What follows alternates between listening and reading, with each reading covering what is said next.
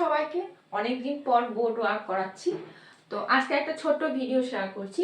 ডিফারেন্সটা হচ্ছে ইয়েট এবং সো ফার, এই দুটোর মধ্যে কি ডিফারেন্স। প্রথমে বেঙ্গলিটা জানি। ইয়েট মানে কি এখনো, এখনো যে কাজটা কমপ্লিট হয়নি এরকম অর্থ বোঝাতে এখনো ইংরেজি হবে কি ইয়েট।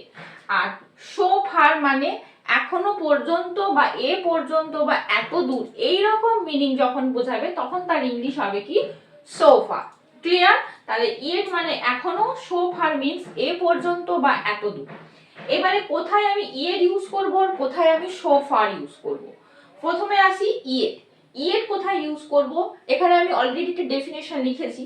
যে কাজ এখনো কমপ্লিট হয়নি কিন্তু ফিউচারে কি হবে, কমপ্লিট হবে। মানে তুমি যে কাজটা করছো সে কাজটা এখনো কমপ্লিট হয়নি, নিয়ার ফিউচারে কি হবে, কাজটা কমপ্লিট হবে।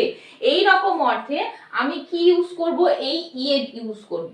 তাহলে ইয়েট মানে কি এখনো। এখানে আমি একটা এক্সাম্পল লিখেছি, I have not finished my homework yet. আমি এখনো পর্যন্ত আমার হোমওয়ার্ক কি করিনি, কমপ্লিট করিনি বা শেষ করিনি। তার মানে কি হোমওয়ার্কটা আমাকে কমপ্লিট করতে হবে, তাই তো? তাহলে সেটা আমি ভবিষ্যতে মানে নিয়ার ফিউচারে কি করব, কমপ্লিট করব, মানে কাজটা কমপ্লিট হবে। তাহলে সেই ক্ষেত্রে আমি কি ইউজ করেছি, ইয়েট ইউজ করেছি।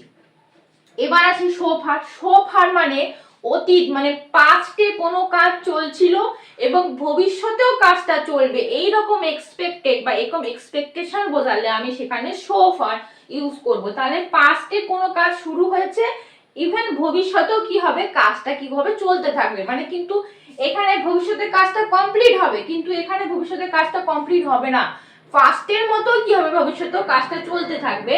সেই ক্ষেত্রে আমি কি ইউজ করব, সো ফার, এইটা ইউজ করব।